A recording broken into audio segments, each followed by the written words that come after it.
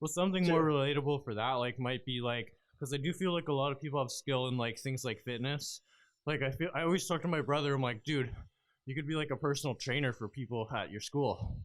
Like, you could, like, oh, because he plays rugby and stuff, and he works out. He knows how to work out. He's pretty fit for his age. Like, there's a lot of kids. Like, I remember in school, if I just had a friend that I could leverage. I actually did this with one of my friends in high school. He was really active and fit, and I just kind of asked him, like, hey, like, can you show me how to work out, some plans, like, show me how to work out, essentially. Can I work out with you? Mm-hmm. So, like, something like that would be pretty easy to start. Just putting together your plans of, like, how to work out, how to eat, how to have a routine, like a healthy routine. Mm-hmm. That'd probably be a pretty easy way to start that as well. Yeah, I think, like, people who do that stuff, like before and afters and the fitness stuff. I also think the only not problem, but people want to, like, they want to see you doing it or see something you've done. So if you're going to, like, help them do something, they want to know that you've done it. Yeah.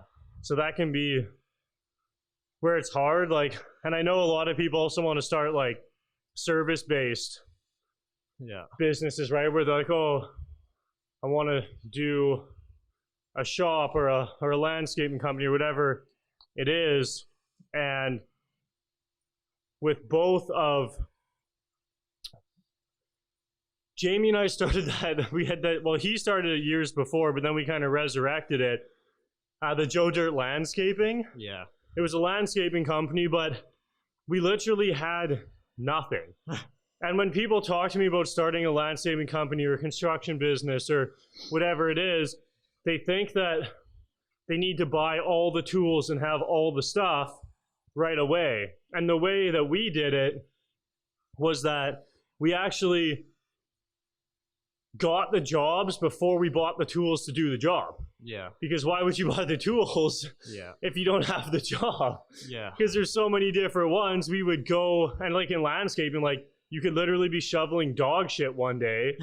You know what I mean? And the next day you could just be cutting a lawn or like trimming hedges. So at first we just had like shovels and shit and would sometimes like plant new stuff. And then we landed a hedge trimming job one day. And when we like, you wait till you have the job secured and it's signed, you go, okay, well now we have to trim these hedges, so we should go buy a hedge trimmer. Yeah. And you just make sure that the job pays for the tool.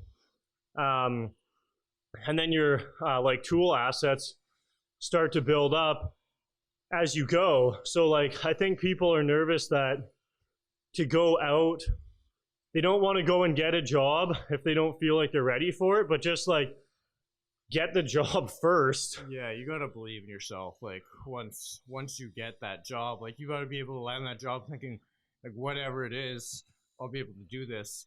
And if it's not the right job, just say no, I can't do that, and then try to land the perfect job for you, right? Yeah, and that's the thing too, is like you always have the power to say no. Yeah. There's definitely a lot of like weird shit we did or stuff we fucked up too. Like I had no idea how to trim hedges. We just figured like, fuck it, we're gonna figure it out.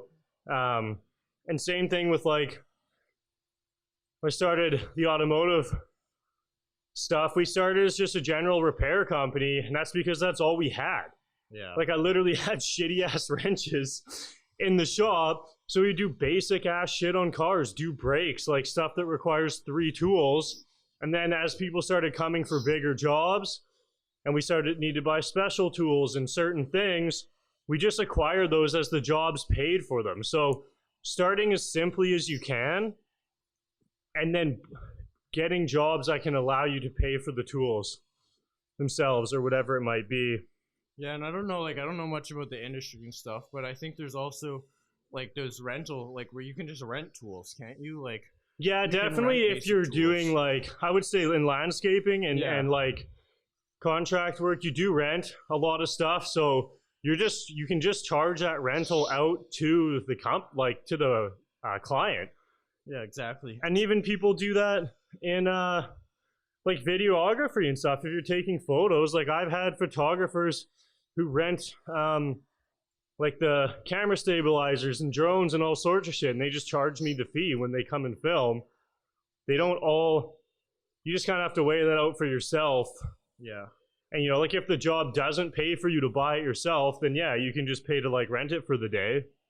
And I think that's good too. So Yeah. No, I guess the theme here is like if you are trying to start a business for less than $100, you probably want to leverage either your knowledge that you already have or some time that you already have available. mhm. Some skill really.